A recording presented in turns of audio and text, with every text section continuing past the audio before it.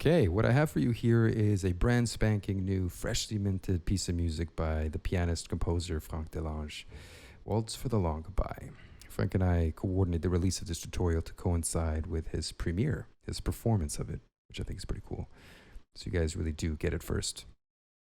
All right, I'm going to begin by playing the first section of this piece for you, so you get introduced to this beautiful music. It's really cool. It's very imaginative. I think you're going to find that it has this really charming Tim Burton quality to it, just sort of like a French Tim Burton film.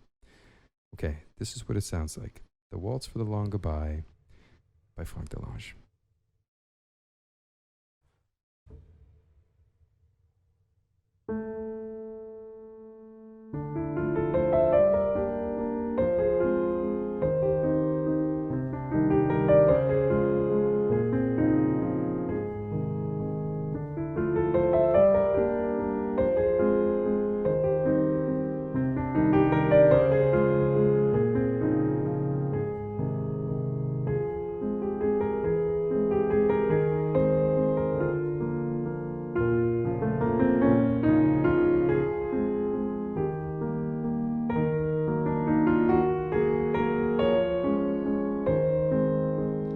I'll stop right around here.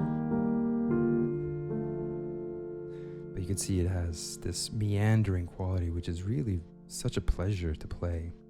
I can't wait to teach it to you. It's so simple, it's straightforward. I love teaching waltzes. There's really not that much to it because it has such a regular beat that everybody can follow.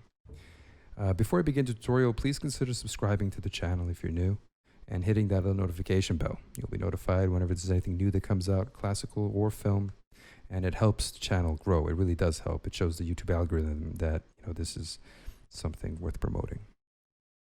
All right, so to begin, we have a pickup note on A with the thumb, and then the theme begins. But what we're going to do first is take care of the easy stuff, the left hand, the regular repeating sections of the left hand. It's all very similar, just cycling through different harmonies. So we have the A to start, and then here's our left. 5, 4, 2, twice. There's your first bar. Moving on to the next. The 3 is ready. 3 on G, 1 and 2 above, twice. Moving on. The 4 is ready. 1 and 2 move down, twice. And pinky is ready as well. 3 and 1, twice.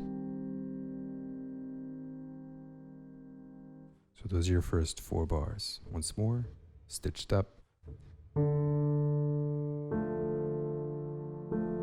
Next.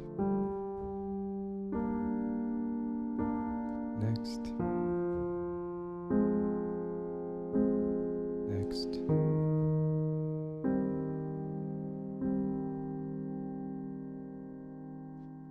Awesome. It already has, just the left hand on its own has this sort of introverted, pensive quality. Really nice. Okay, so there's the left. Now the right hand. We begin with that pickup that leads us to the opening figure, right? That would be 2, 3, thumb underneath, and then your hand opens up to an F7 chord. So it'll be 1, 2, 3, and 5. And you can see that you're just skipping one note between each of these, one white note between each of these notes that are played.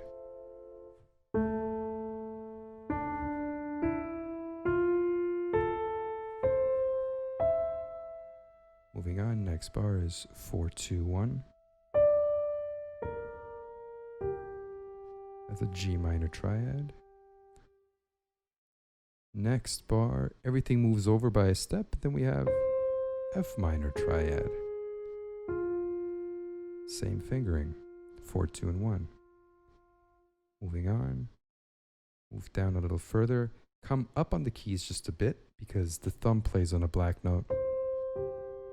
And it makes it much easier to reach everything if you're a little higher up the keys here. 5, 2, and 1. Put all that together with the pickup.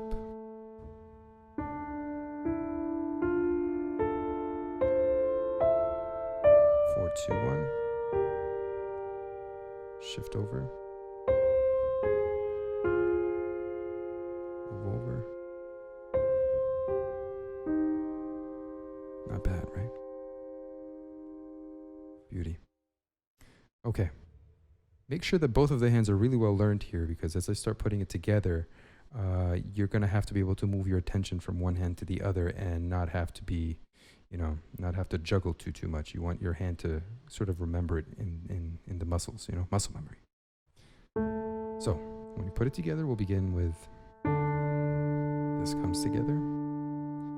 And in the right hand, what you have to begin this is eighth notes, while in the left hand, you have quarters.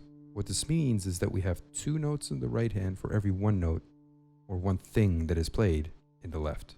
You see? All the way up till here. So once more, that's together, right, together,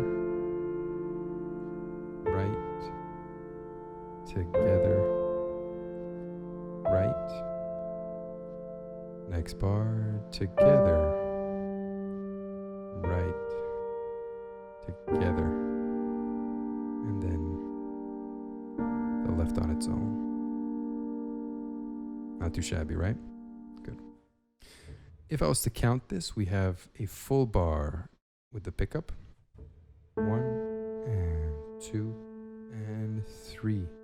And 1 and 2 and 3 and next bar 1 and 2 and 3 and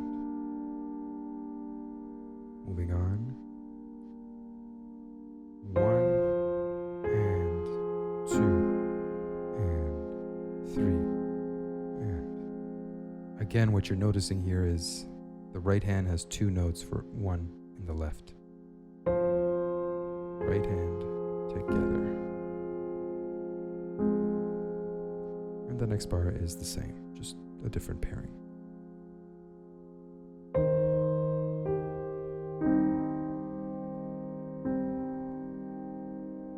There you have it. Stitched all that up.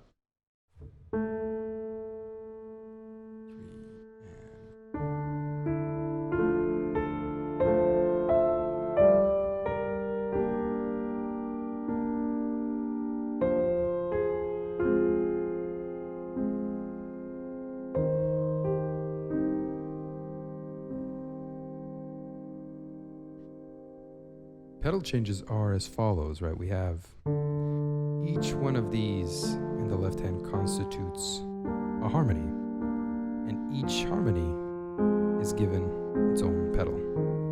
So in fact, you're going to be changing the pedal every bar. So 1 pedal for all of this, and then change, change, change. Pretty intuitive, I think. The only thing you might want to consider is when you play that very first note, put the pedal down so it's there, and then don't change the pedal when you go into the next bar. Change only here. The reason for that is that A really belongs to the harmony of D minor, which this is a part of, right? So it makes sense to have a pedal down for this. Change it here,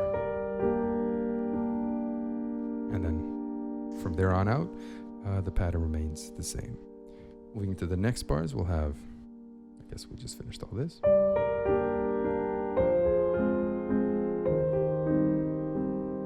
And here are the next couple bars.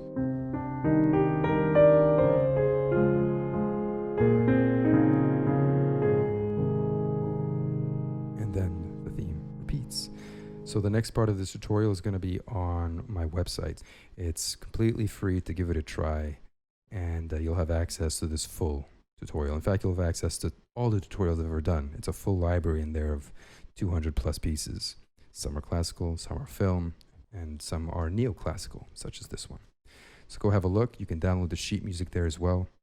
And yeah, let's keep moving forward with this piece. It's really well worth playing, and it's a beautiful piece of music. I think everybody's going to agree that this is something that you haven't quite heard before. It's got a real spirit to it. All right, everybody. I'll see you in the next one.